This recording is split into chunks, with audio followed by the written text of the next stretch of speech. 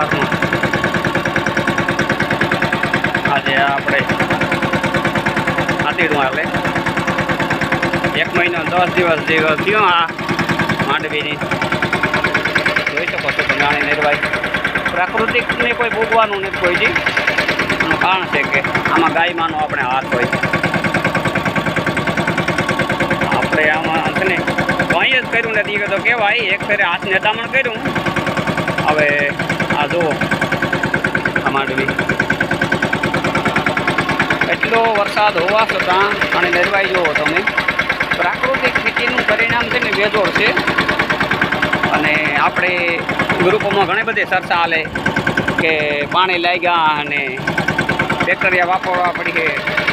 ફૂગ આવે ગઈ સાચી છે આપણે વાપરવા જોઈએ બેક્ટેરિયા સજીવ બધું નિયંત્રણ કરવું જોઈએ પણ પ્રાકૃતિક ખેતી ગાય આધારિત ખેતી કરીએ ને